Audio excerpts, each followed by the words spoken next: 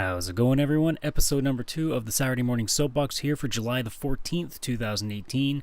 I'm Adam, aka CSRadical. As always, welcome back to the second edition. After let's just say a nice test phase. I was pretty happy with it after I listened to the first episode back. More excited to keep this thing going and going to add a little bit more to it than just a couple of stories and an anime award show. So, a lot to talk about over the course of this podcast. We got a myriad of both sad and happy and very, very challenging topics coming up this week. So, a lot to go through. So, right off the bat, I guess I have to go with the most troubling topic for me, and obviously, because the last month has been stressful and then not stressful, and now it's about to get stressful again one more time before hopefully we put this issue to rest, and quite literally put it to rest. Last month my grandmother, 89 years old, passed away. She had been diagnosed with Alzheimer's for, I want to say, 3 or 4 years now. A month ago, I got a heads up from my mom saying that, hey, she's in the hospital now, and doctors given her, at most 24 hours, maybe 48 if she's really lucky. So, it's not the first time I've lost a grandparent. Both my grandfathers are dead. So, one of them passed away just before I was born. The other passed away when I was 13. So, I've at least had some idea that this is a thing that happens. Obviously, now me being 30 years old, I'm sitting back thinking, a lot of people die by 90. So, it wasn't that surprising. And considering she had been diagnosed with Alzheimer's for a number of years now, I wasn't surprised to get the call. But it doesn't prepare you for that brief moment. However, having a little bit of time did manage to at least give me a chance to prepare, which I had. We went and visited her in hospital that same day that I got the call.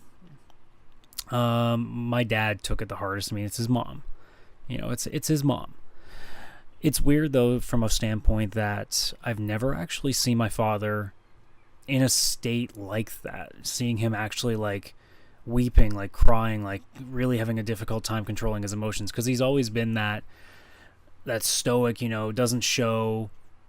Well, I mean, he's got a temper to him, but, he doesn't show, weakness, I guess, in a way. So to see him in such a state, and we had the funeral not long after, and same deal, just seeing him that uncontrollably, crying, was really weird to me, because it's something I'd never seen in 30 years of my life, or at least not that I can remember. But when we visited her, I prepared myself. I was fully aware of what was happening, and, seeing her essentially sleeping, it's just that sucks. But, we moved up to another room. She had woken up at that point, and, everybody was saying hi to her. And then when I walked up to her, she suddenly took a little bit more of an interest. She grabbed my hand, and apparently I was the first person she even reached for like that, and just kept feeling up my arm, just kind of like what a parent does when they're trying to soothe you, just kind of rubbing your arm or rubbing your leg, rubbing your shoulder, whatever kind of helps to calm you. And I don't know necessarily if that's what she was trying to do. I think she was just more enjoying the time that she had left, because even in her state of Alzheimer's, I think she understood that this was it. And the way that she was just kind of comforting me and comforting everybody else, I think there was that moment of clarity for her where she understood, and she didn't want anybody to worry. And it did catch me a little bit off guard. I did almost find myself tearing up. I'm not usually the kind of person to cry. I can actually think off the top of my head how many times I've cried since I, became a teenager, and I think I can count on 2 fingers. So, I'm not the person that tends to get that level of emotional. But it made me come pretty damn close. It's not something you necessarily prepare for. I was prepared for the inevitability, but you're not prepared for that right on the spot kind of moment where you're just like, oh crap. So tomorrow by the time that I upload this podcast, because I'm recording this Friday evening like I did last week as well, by the time this gets uploaded, I'll be pretty much on the way to my hometown where we're going to cremate. Well, she's already cremated. We're going to bury her, basically. So it's one of those things where, like, you regret not taking the time to appreciate her company a lot more. So, like a loved one's company, I should say. It's not to say that I never did. You know, I pretty much up until like the end of high school, I'm pretty sure that we used to see her every weekend. So it's not like it was something out of the ordinary. But I mean, once she was diagnosed, and especially once I moved away from home, I saw everybody less and less in my family. So there was that aspect of things. You know, it didn't become like I see her once or twice a month. It became now a couple times a year. And especially when she was put into a home, it really was like her birthday and Christmas, and maybe one more time if you were lucky.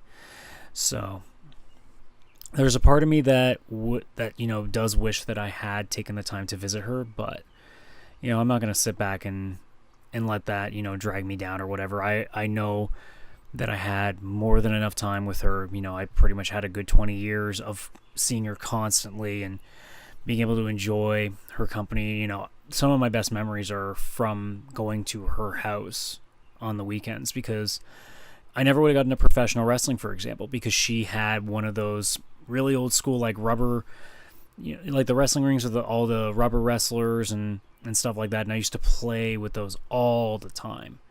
And I wasn't even watching wrestling at that point. I just took an interest to it, and I just kind of messed around with it. And once I finally started watching wrestling, I was hooked from then on. All the lunches and dinners, I don't think I'll ever eat better pasta from anyone in the world that will be as good as my grandmother's, because she never made it the same way. It seemed literally like she just looked at what was in the fridge and figured out what to do with it. And I've never been able to taste anything remotely close to that. My dad is insufferably trying to recreate it, but he can't, because it's just not something you can recreate, because it's not something that there's a formula to it.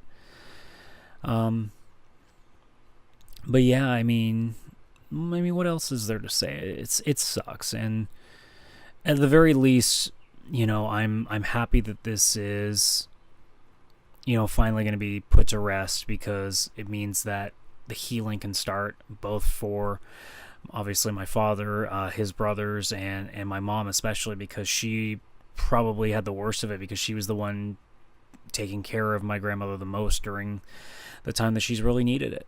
You know, she pretty much took care of all the arrangements for stuff and busted her ass, and had to deal with a lot of times where she'd have to leave work to take her to the hospital to do whatever that needed to be done. And you know, in a way, you know, with this all finally being over, it gives my mom a chance to kind of, you know, take a deep breath and kind of just take it easy for a little while. And you know, it'll just be nice for things to start going back to normal again, and to hopefully be able to move on. So speaking of moving on, you know, let's start going to something a little bit nicer.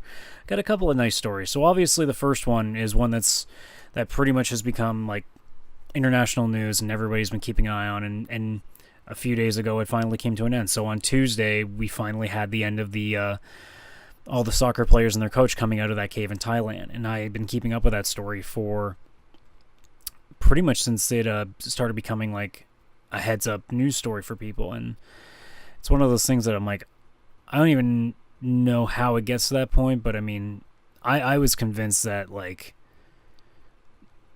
somebody was dying. And I'm not talking about the a Navy SEAL who did pass away, who, goddamn, that man is a hero among fucking heroes, because to risk everything in such a dangerous dive,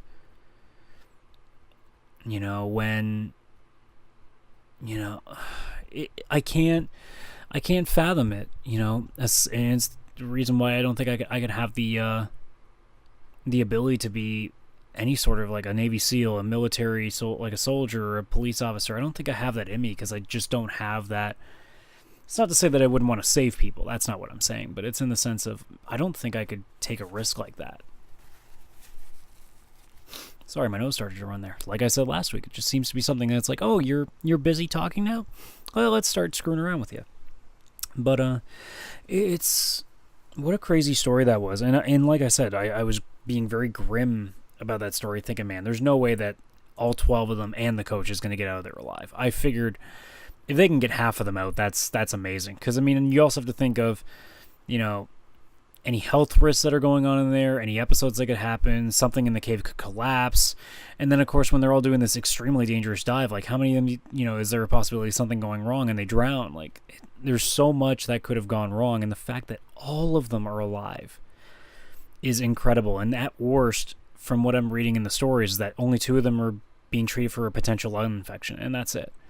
They're all going to be, you know, staying in quarantine for a while just because of, you know, when you go into a cave and you're there for that long, like just the risk alone from bats because of the diseases they transmit, you got to be careful.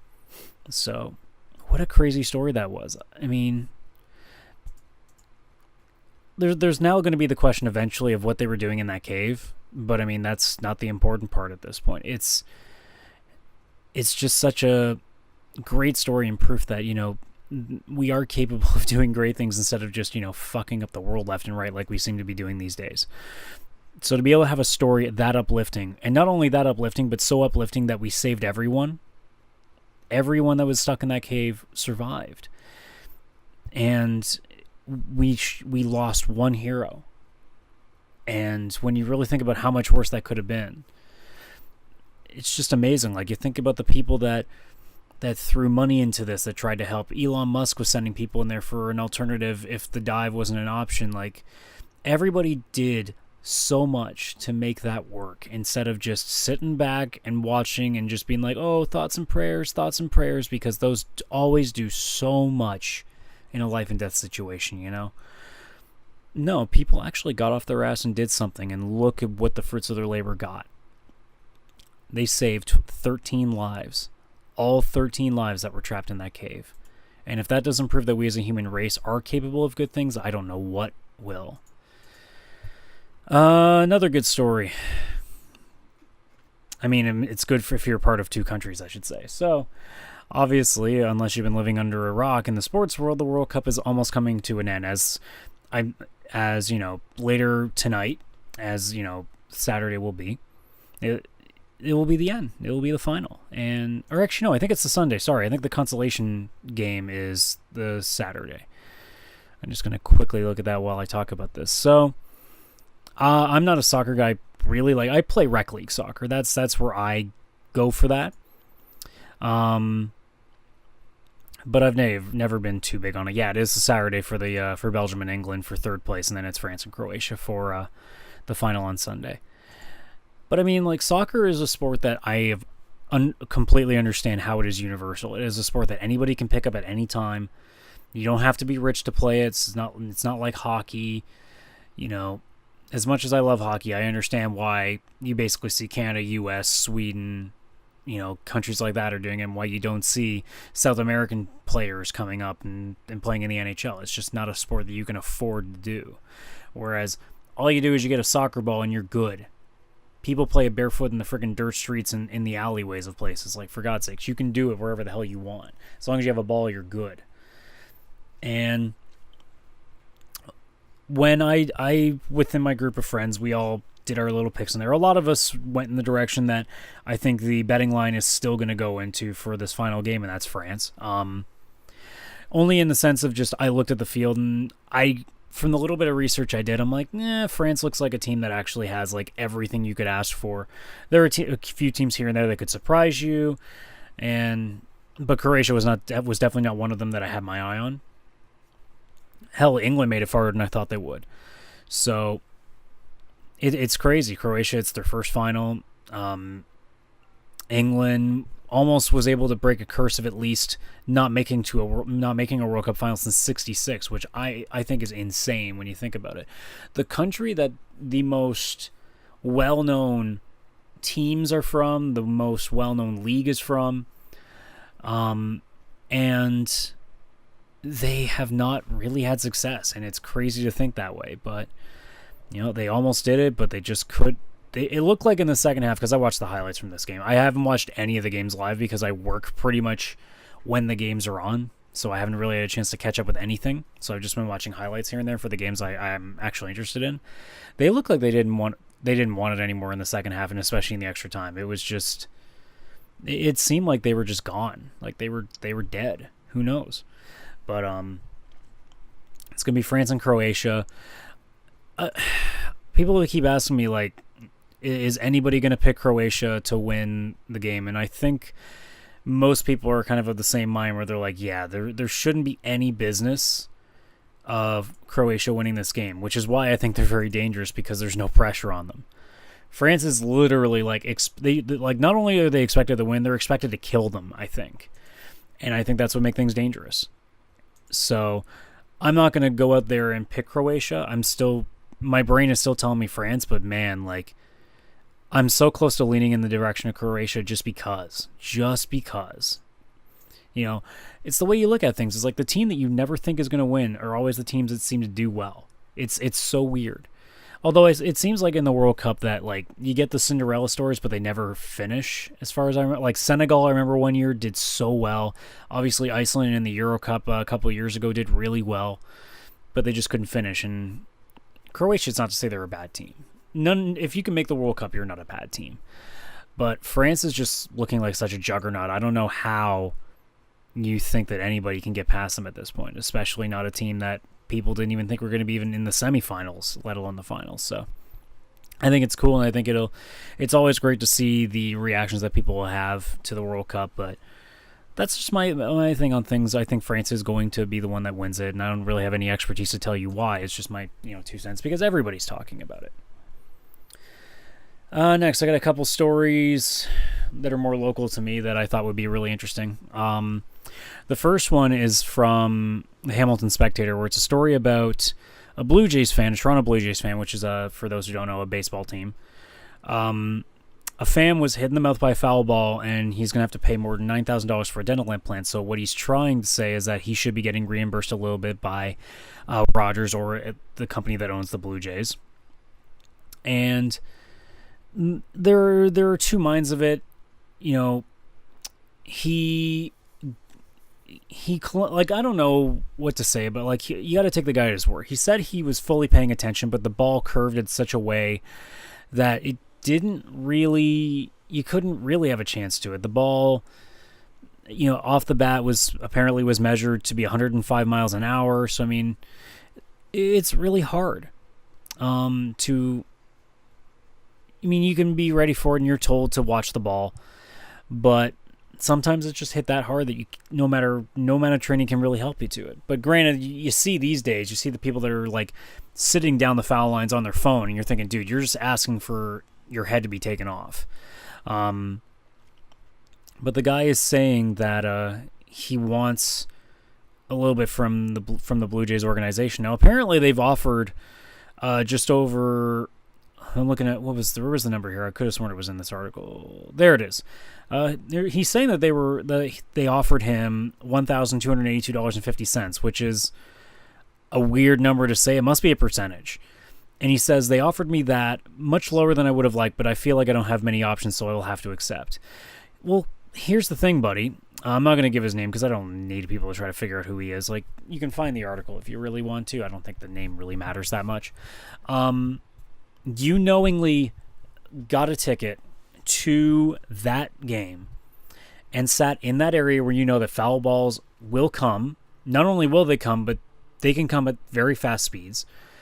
And yeah, you may have even been aware, you may have actually been paying attention to the game, but you still got hit, and stuff like that happens. But that's the risk that you take when you go and sit in a seat like that. There's a reason that there is netting in certain parts of the ballpark, because at that range and at that speed, there's no reaction time that you can have. Now, down the first and third base lines, you got a shot at it, especially if it's a pop fly or a somewhat fast line drive. You have a shot to get your glove up. Maybe in this case it was just one that you just couldn't, and if that's the case, I mean, that's really bad luck, and I'm sorry. but it's not up to Rogers, the Blue Jays organization, to cover that for you. And the fact that they're even offering you any money should be enough for you to be like, okay, thank you very much for that. I really appreciate that because I was expecting to take the whole cost. You don't go to a game like that and think that you are, that they will cover you like there's some insurance thing that that the organization has towards you. No, you are in charge of your own safety. It's the same reason why, like, if you get drunk and fall down the stairs and injure yourself, the Blue Jays ain't covering that shit. When you go to a game, any injury you sustain, and that is not the organization's fault. I mean, it's a game of baseball. Like, how many kids get injured by getting balls in the face just playing slow pitch softball, t-ball, for God's sakes? It just happens. So it's not the obligation of the Blue Jays or Rogers to cover any costs that happen during the game to you if a ball hits you. So I don't really have, like, I have sympathy for the guy because that's a shitty injury. Like, the guy, as I was saying, he said it hit his front right top tooth. That was partially dislodged, and he ended up receiving a few lacerations later.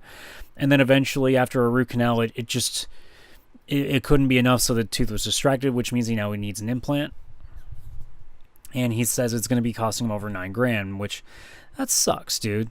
It really does suck. But I mean, you can't sit there and suddenly be like, well, this team owes me money for that. You can't do that.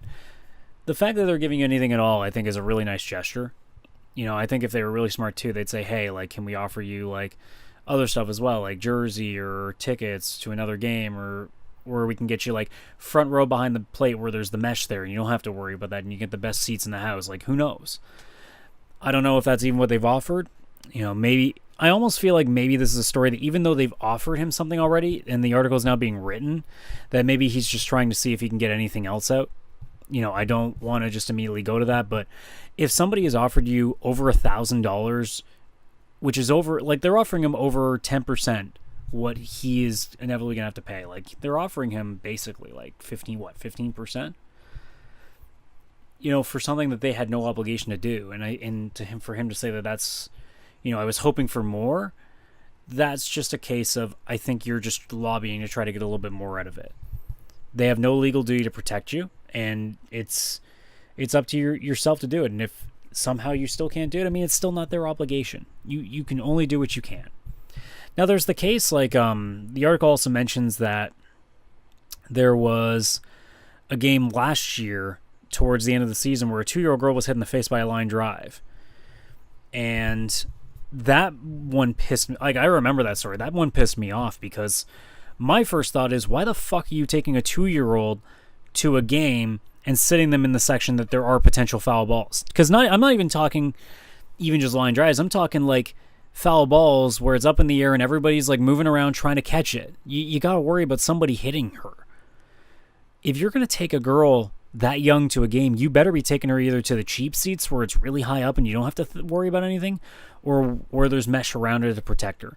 I don't understand this idea. Like how I went to a game last month, like right after our grandmother passed away, we took Dad out to a Blue Jays game for Father's Day. It kind of worked out pretty nicely that way. And all the seats around us, it was a bunch of kids that didn't want to be there, that some of them are way too young, like babies were being brought there. And I'm sitting there being like, man, can we stop this thing of bringing kids to, like, and I'm talking like really young kids, like especially babies and toddlers. It's like, can we stop bringing them to things that they have no interest in? Just get a babysitter, for God's sakes. Like, if you really want to see a Jays game that badly, you'll pay for a babysitter. Or you got family. Like, there's got to be an option there. Don't be taking your 2-year-old, like in this case of this guy. Like, I have sympathy for the girl, but I have no sympathy for the parents that decided that would be a great idea to take her into an area, like not only to a baseball game, but to a baseball game in seats where it is extremely dangerous because of line drives. You gotta, if you're a parent, you gotta be taking care of your kids. And if there's a place where your kid could get hurt, you gotta make sure you're doing every precaution. And clearly that was not one of them. But yeah, I mean, at a Major League Baseball game, in the same way with any other sport, it's not their prerogative. It's not their obligation to reimburse you if anything happens. If it comes by their hand and something that was definitely their fault, then they absolutely have to. But baseball's flying in the air. and they might hit you. We can't, like, honestly, we can't have mesh around everything, because otherwise, what's the point? Like, the foul ball idea is pretty much completely pointless. Then we have to take away, then we'd have to put mesh for the home runs, and then there's no fun of catching home run balls. You know what? You got to figure out a middle ground somewhere, and I think they've done the best job they can in being able to protect fans. And at some point, you have to be able to protect yourself. And even if you try and you fail, it's not the team's responsibility to take care of you. And then we move on to a really, really frustrating story. This is the other really local story. A man in Scarborough is found guilty of throwing his dog off an apartment balcony. Yeah, you heard that. So any pet owners are probably just cringing and about ready to go grab their torch and pitchforks. So this guy, I won't give his name because I don't like doing that. 26-year-old guy was found guilty of intentionally killing his dog by throwing it off a Scarborough balcony nearly 2 years ago. This happened on November 7th of 2016. Threw his dog off the 7th floor balcony. He was given a suspended sentence. He had already served 9 months due to 2 earlier convictions for escaping lawful custody and assault resisting arrest. These were different dates, had nothing to do with this date in 2016. He'd also spent solitary confinement during that time. The judge also gave him 2 years probation and a 10-year ban on possessing any animals. Now, this story wouldn't have been anything on my radar other than just being this guy's a dickhead and deserves what he gets. It's the 10-year ban that actually pissed me off when I heard that on the radio earlier. It was either today or yesterday. And when I heard that story, I flipped my shit, because my thought is, if you have the sense to throw a dog off a 7th floor balcony, knowing that they are going to die, it's not a cat. The cat, it can possibly live on a fall like that. The dog ain't living through that.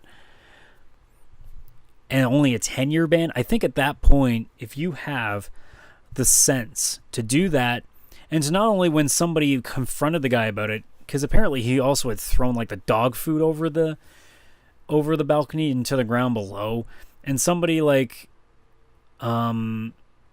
apparently a witness said that this guy admitted to doing it and saying that, I killed the dog, what are you going to do about it? So if you have that kind of reaction to this, I don't know if you're probably the best person to ever own another animal again. So the 10-year ban is a little bit mystifying to me. It gets weirder because maybe there's some mental health issues. I mean, it says he previously been homeless.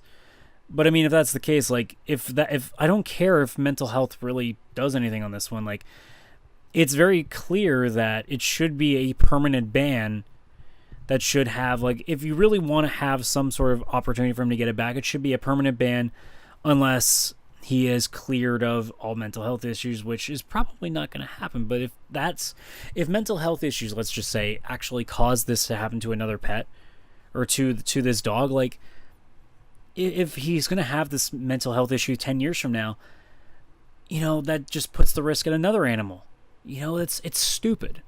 But it just gets weirder. Like, it says in this article, later that day, 2 police officers visited him at his apartment. They testified that he admitted to owning the dog, but would only say he threw the food and not the dog off the balcony. When he took the stand, he said he never admitted to killing the dog and threw the food over because he thought the dog was hungry. And if you're thinking, if that's not weird, you know, there's this sentence. He said he also told police, my metaphysical health threw the dog off the balcony. Yeah, that's some mental health issues, I think. And man, apparently after the verdict was read too, he also was really defensive. He began swearing, accusing some of the witnesses of lying. This is all from an article on Newstalk 1010. I'm actually going to start posting all the links to these articles in the oh my god, the description.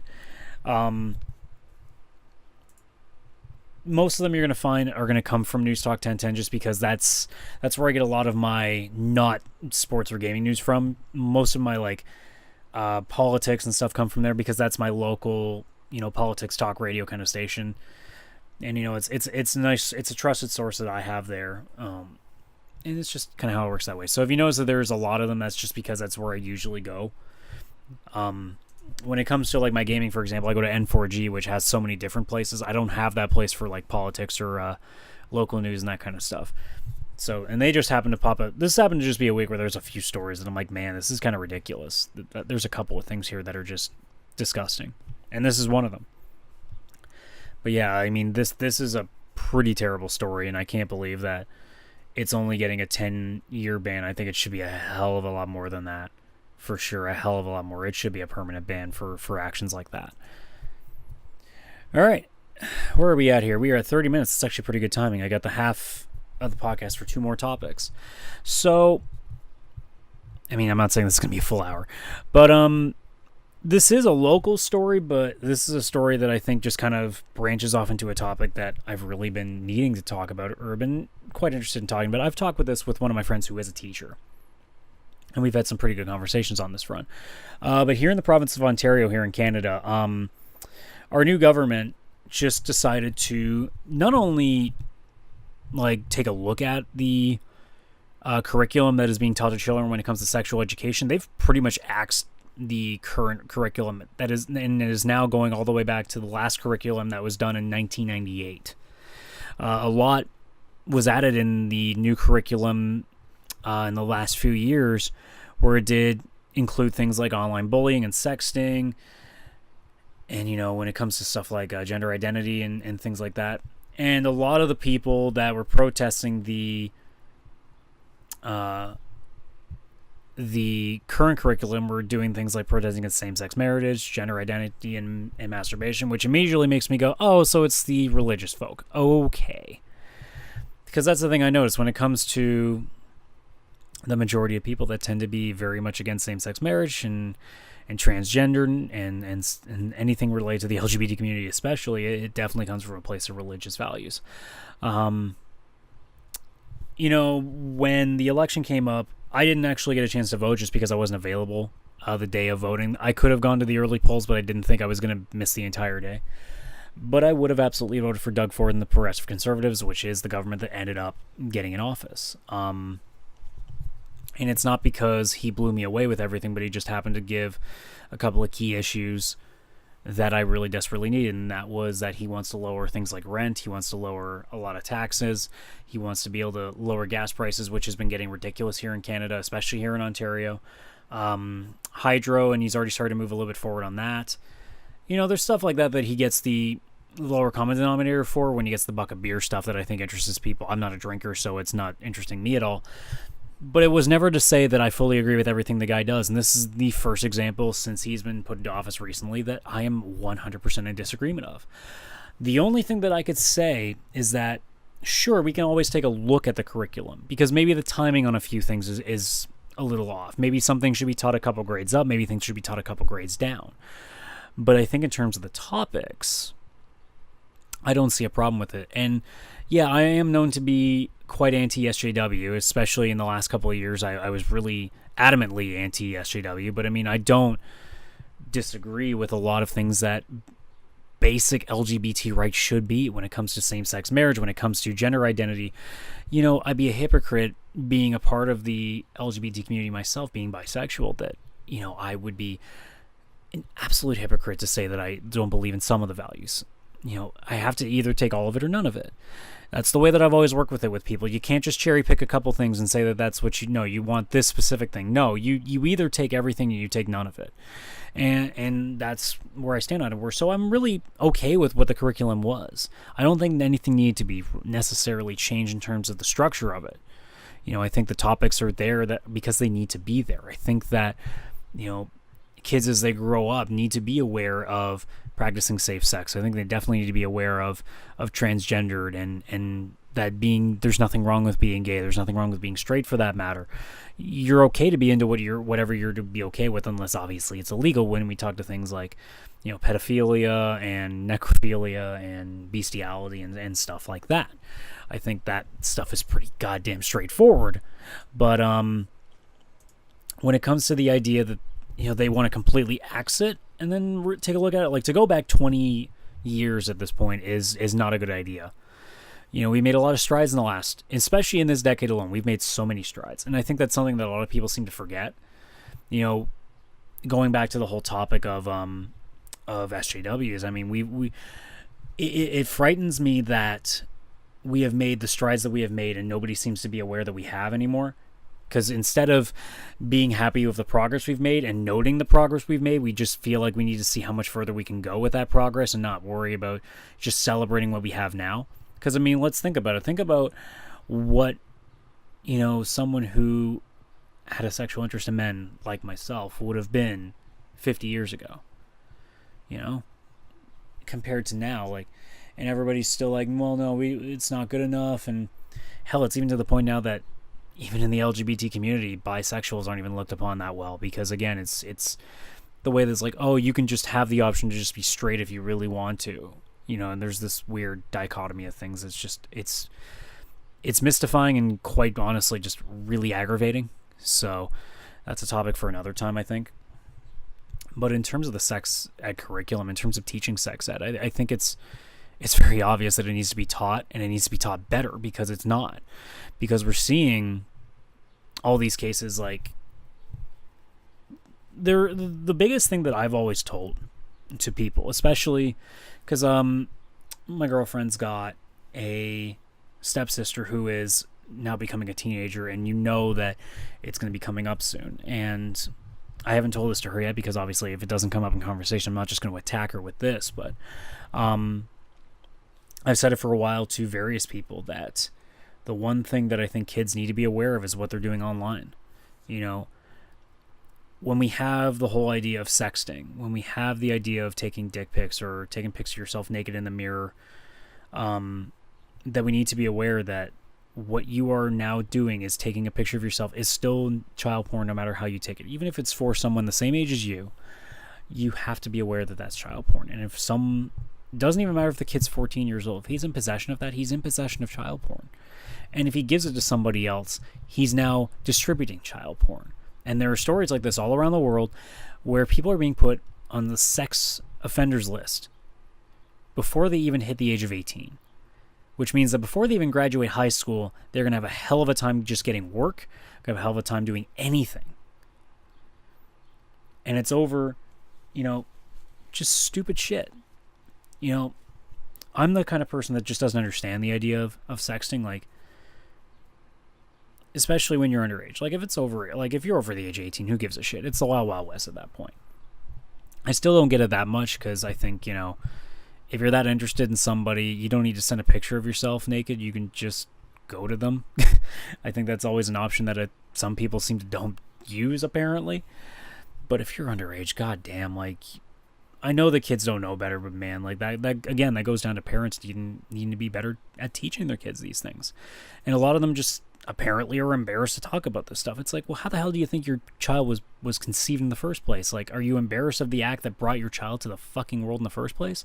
So one thing I've never understood when it comes to the way that especially the Western society treats sex and treats violence, where we are a lot more okay with violence apparently than we seem to be with sex, It drives me crazy that we are so infatuated with the act of death, and yet we are so against the act that gives life.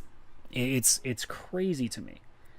Death should be looked at as a worse thing than pleasure. But apparently that's a different option. But I mean, when we teach our kids this, like, there's this understanding that I think we're starting to get around to where we're not treating kids like they're retarded anymore.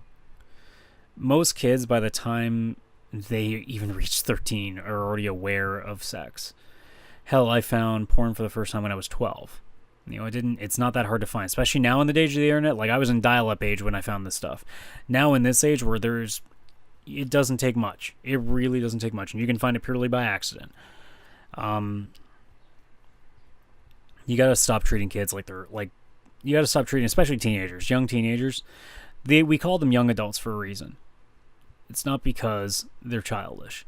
So when it comes to especially once we get to like grade 7, I think is about that point where it really needs to be starting to teach a lot more. I think in the early stages, like grade 2 and up, you can start to teach the stuff that makes them open to things, just to teach them and get them young and saying, hey, like, there's nothing wrong if you end up as a girl wanting to be a prince. There's nothing wrong with being a guy and wanting to be a princess. There's nothing wrong with being a guy and wearing pink. There's nothing wrong with being a girl and not wanting to wear, frilly clothes. You want to look like a tough person or something like that. Like you're a guy and can be into I don't know, what's an extreme. You can be into ballet, and you can be a girl and be into mixed martial arts, and there needs to be that taught very early. And I think that's like, I haven't had a chance to look at what the curriculum fully is, but I imagine if it's not that, it's damn close, and I think that's fine as it is. I think the only difference is we need to, as society, be a lot more open to talking about it and not just leave it to the schools, because it shouldn't just be up to the schools, it should be up to parents as well. And I think in a lot of cases parents don't have, well, let's be honest, the balls to do it. So that's that issue. And then speaking of the LGBT stuff, the last story that I'm going to go through, this was an article published by Push Square, and it's just taking comments. I'm sure a lot of people wrote this. This is just the one that I found first. And it talks about how Worldwide Studios president Shuei Yoshida, weighed in on the topics of, diversity being a hot thing to go on in the games right now when it comes to things like Uncharted, with The Lost Legacy having, what's her name? Is it Chloe? I think I'm right on that front. Detroit Become Human, Horizon Zero Dawn, hell, like The Last of Us now, with Ellie being a main focus. And they didn't really write much of an article beyond it. But they did quote him with the line that he said were, and I quote, "We need to cater to all kinds of people, whatever the age, gender, sexual orientation, ethnicity, or belief, as we provide an experience to game players to become a hero or heroine to do amazing things in our games. It is good to try to create protagonists that people of different backgrounds could associate with." I don't see anything wrong with that comment. But the way that the article just kind of quickly goes on with it, it's just like, it's great for thinking this way. Kudos to them for having the balls to bring characters like them to the forefront. Again, that's fine. But like, it isn't a case of a company checking boxes and patting itself on the back. That's where I kind of go, okay, that's where the problem is. Now, I'm not saying that the author of this article, Sammy Barker, said anything wrong. Because that's the right thing to do. It shouldn't be a case of checking the boxes and patting themselves on the back, because that's what we're seeing now. And that's what I wanted to talk about, because we are in an age now where I think a lot of people are not making these characters that are diverse because they want to. They're doing it because they have to, because they feel the pressure to do so. So I want to just quickly go over my thoughts on just that comment. We need to cater to all people regardless of age, gender, sexual orientation, ethnicity, or belief. And here's the way that I simply look at it. I say the answer is yes, you do. However, you need to also cater to the market that is going to play the game that you are trying to make. I've said this before, and this came back to the video that I made when I was talking about Ania Sarkeesian taking shots at all the makers of E3 games, because only 8% of E3 games had a woman as the main cast, not to mention that 50% of it was giving you the choice, but that was a whole nother story. I said this before. Call of Duty has no obligation to make a game that is made for women, and it should not be made to cater to everybody, because the audience that plays Call of Duty, for example, has been found to be 92% male, and usually in the 18 to 24 range. That is what their market is, or even the 18 to 30 range if you want to be a little bit more broad and give it some room. Not every game needs to appeal to everyone. Some games are made for women. Some games are made for guys. Some games are meant to be made to have a more of a message towards religion. Some games are meant to have a more of a message towards race. Every game is built differently. Some games have a different objective. Some don't even want to give a political stance, which is why Kotaku's recent video that they keep shoving down the main page, even though I'm pretty sure that video is a month old now, about how games should be more open with politics. They should be putting them on, like, basically writing them on their chest and putting up signs to the whole world to tell them what they're going for. No, they fucking shouldn't. They should only be doing it if that's their goal. If their goal is to push a political message in their game, that's when they should be open with their politics. When it comes to catering to everyone, I don't think that that's even healthy either, because now what you do is you have to spend so much extra time trying to make sure you're checking every box that you're no longer making a very good product. You're just making one that apparently is not going to offend anybody. And this goes back to this thing that I've said before. I don't give a shit if it offends people. It only matters if it offends people for the wrong reasons. If it is legitimately offensive, I'm talking like legitimately racist, legitimately sexist, like intentionally too, that's when you really have to take the shot at it. But, like, for example, if a game doesn't have a female lead protagonist, there's nothing wrong with that game. There really isn't anything wrong with it. And the same reason that I have no problem with the last Uncharted, The Lost Legacy, because it's mostly centered around women. It's like I have no problem with Tomb Raider right now. Like, I don't like the new Lara Croft compared to the old one. I don't mind her. It's not like I'm saying I hate her. But I mean, but just because that I don't like it doesn't mean that I have to say that, oh, you can't have that, you need to change that. No, I just don't partake in it. You know, there are a lot of games out there that are not for me. And it's not my prerogative to suddenly go out there and say, well, you need to make these games to be specifically for me too, or you need to make these games so that I feel welcome. No, they fucking don't, because they're going for a certain demographic. If their demographic tends to be men in the 18 to 30 range, that's the game they're going to try to make for. You know, it's not their obligation to make one for everybody. It doesn't make any sense to even do that in the first place. You know, why? Like, there's a reason that certain games just don't work.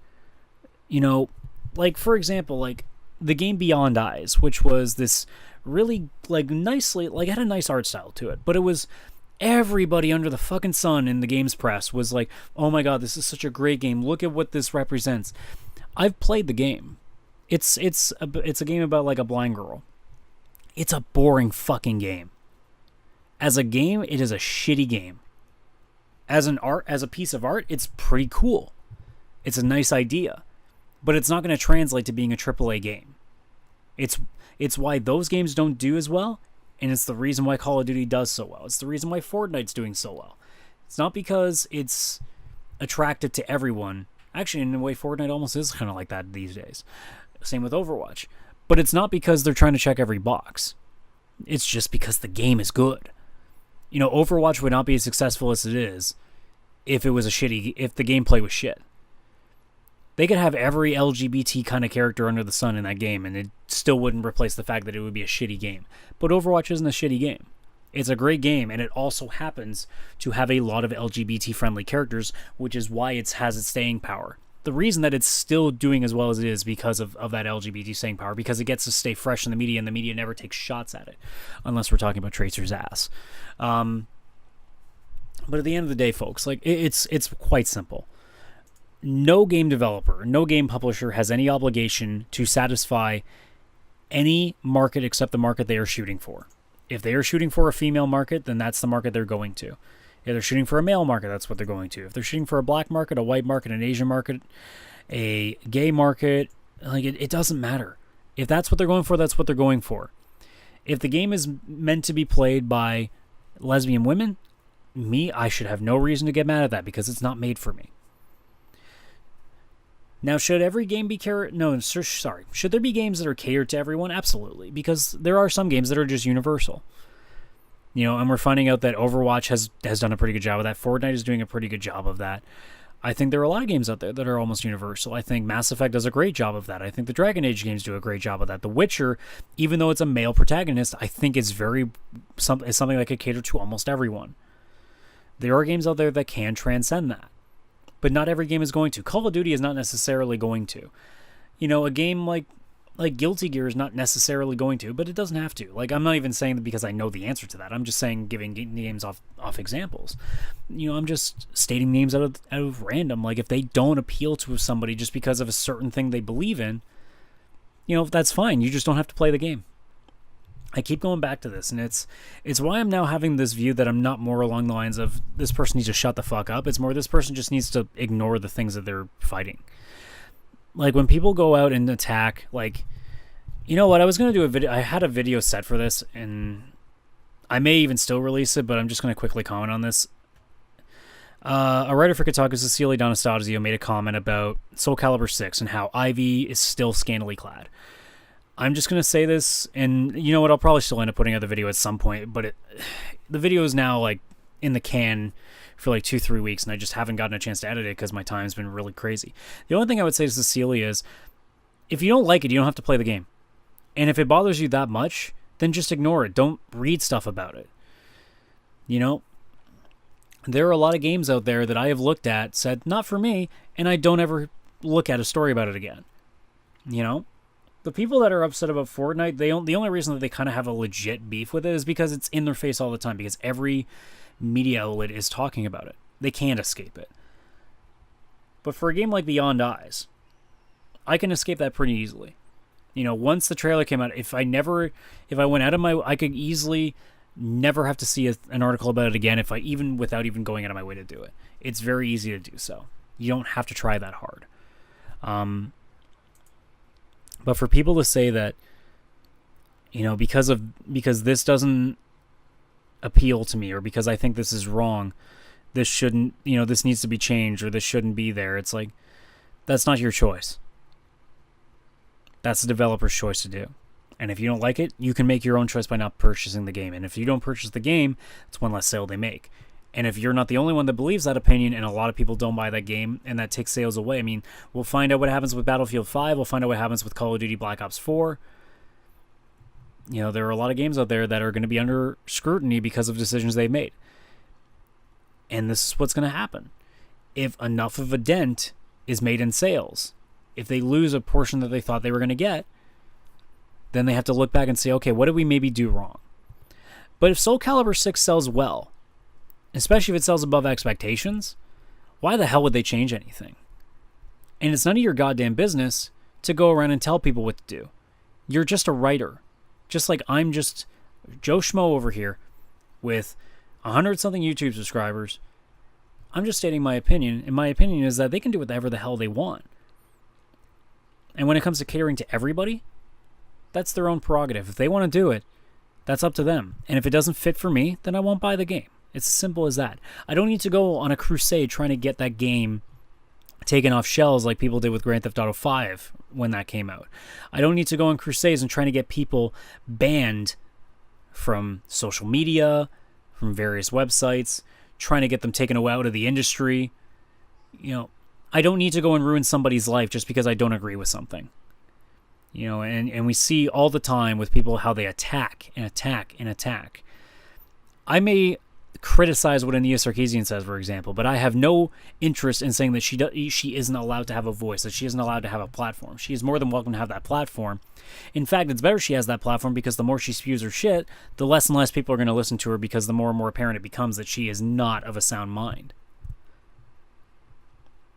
Everybody has a chance to put their voice out there in the same way that any developer, any publisher can put any game they want out there.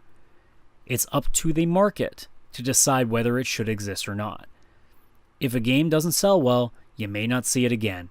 If a game sells really well, why the hell would they change anything? Why would they go out of their way to cater to a bunch of people that would fly in the face of their game? Like, if a game does, if a creator's vision does not want to have, for example, a main character that is gay, or a main character that is black, or a main character that is a woman, who gives a shit? It's creative freedom. It's why I said during the Battlefield 5 thing that the second they set out, and that's their vision for what they want Battlefield 5 to be, I can't touch them. I can't say anything about it. That's their choice. I can't go out there and say, oh, you know, this is fucked up, you need to change that. No, my thing is like, look, I don't necessarily think it's the best thing, but I have no problem with it. I can't have a problem with it. It's creative freedom. It's artistic freedom. You can't get in the way of that shit. So stop. But in terms of Shuei Yoshida's comments of that we need to cater to everybody, I think that makes sense. It's because we need to be able to be a more open medium. The only difference is what Sony is doing with their games is they're making games that are available to everybody, not just because it ticks off a box of like, oh, see, here's a woman in the game and she's gay. No, it's, here's a really good game. And oh, by the way, there happens to be a character in this game that is female and is gay. The Last of Us, even though I may not like it, from all accounts on people, it's a fucking good game for a lot of people out there. Maybe it doesn't work that way with me, but who cares? Like, it's not going to be a hit with everybody. But from all accounts with people, the game is amazing. And it just happens to have a female character in it who is also a lesbian. The game is not defined, which is what pissed me off by that trailer. They made such a big fuss about that kiss, that lesbian kiss. That does not define a game. If your game is being defined by the fact that you have a lesbian in it, you've made the wrong game. You have fucked up. You need to go back to the drawing board. But if you've made a good game, if your sole objective was to make a good game, and then you think, you know what would be really nice? Let's figure out a way to add a character who is gay. Let's do that. Let's figure out a way to make that work and not make it seem like we're pushing it down our throats. Because it's another problem too, is a lot of games will do it and then like beat you over the head with it being like, hey, you get it? You get it? This guy likes sucking dick. You get it? You get it? You get it? And it gets a little bit ridiculous. But in the case of like, I find that Mass Effect and Dragon Age, like BioWare's done a pretty decent job with it before. Persona 4 handled it, I think, better than any other game has ever done when it comes to homosexuality, when it comes to transgender, all those sort of issues. When it comes to issues, like even the Persona series as a whole has handled things like pedophilia, like sexual abuse, fucking suicide. Like they've handled so many issues that no one for a long time would ever poke a fucking 2-kilometer stick at, and have done a fantastic job with it. And they didn't beat you over the head with it. They did it organically, and they did it properly. They did it without bashing over the head with it. They did it without just inserting it suddenly just to be like, oh my god, here's a huge twist. No, it's just like, no, this is a thing that happens. Like, this happens, and here's how somebody can react to it and possibly get better from it. Instead of, this guy's gay. People hate gay people. You should not hate gay people. No shit. Thank you. Thank you for the political grandstanding. Now, can I go back to the good games that I was playing? Because I would really like to enjoy that. And that's the thing I always keep going back to. Can we stop trying to push political agendas in our video games? Because I would rather just play a really good video game than an okay video game that is shoving a political message down my throat. That's all I got to say. So I think that's going to do it. Yeah, we're just almost at an hour. So thank you so much for listening to the second episode. You always go back and watch the first one if you didn't catch that one, because, you know, I was really happy with that. And I also did give a nice shout out to you, the fans, for, you know, I gave a big thank you for all the things that you guys have done for me so far. So other than that, I'll plug a couple of things. You can reach me on Twitter and Gab, both at CSRadical. And if you have any questions that you'd like to see on the podcast, you know, at some point, if I amass enough of these things, I haven't gotten any yet, and I'm not expecting to see any for a while, because, you know, I've got 100 and something subscribers. I'm not expecting people to really go that out of the way. But if you ever are interested in having a question answer on the podcast, you can reach me at askcsradical@gmail.com. That is askcsradical@gmail.com. So, that being said, I hope you guys enjoy the rest of your weekend. And, you know, I'll see you whenever the next time is. Actually, you know what? Before I forget, when it comes to like any outside video content, because obviously in the last couple of weeks, these two podcasts have been the only things I've really been posting. And quickly, the reason for that is that it's summer, so it gets a little bit hotter. So having the way that I was recording for a while is that I had a portable recorder that I would use in my car. And because it's so goddamn hot, and because any noise from the car gets picked up by the microphone, so if I have the AC on, or if I have the engine on, or whatever else, it's going to catch, and I don't want to ruin the audio quality, so I haven't had that option. And then I just, honestly, the time I've had here at home, I've either been doing other stuff, like trying to watch my weekly anime, especially now that the summer season started, so I've got a lot more shows. And then there's also things like I play Rec League Sports 3 days a week, and I work late a lot of days, and there are just some days where I don't have time to sit down for another 30 minutes and record something where I need to get my mind going. Like, sometimes I'm just not in the right mode of focus to do it. So apologies for not having videos aside from this podcast for the last couple of weeks. I'm hoping to, you know, get some stuff going, but I mean, it also depends too, because sometimes there are just videos or there's just topics that I'm just like, I don't really need to sit down for 20 minutes and record something. I can just, like, all the stories that I put on this one, I figured, okay, I can throw this on the podcast, and that'll probably come out to an hour, and look, lo and behold, it came up perfectly to an hour, so I'm pretty happy with that. But yeah, I'm not being lazy, or I'm not, you know, like at a writer's block or anything. I just haven't had time. It's actually one of those things where I looked at my YouTube channel when I uploaded the first podcast. I'm like, wow, like I really haven't been posting that much. And I hadn't even noticed how much time I've been in between the last video and that podcast. And it's just kind of how it is. Like, sometimes you just get in those stretches where you just don't find the ability to record anything, and that's kind of where I've been at for the last couple of weeks. So hopefully, I've got a few videos that I still need to edit, so there is that option.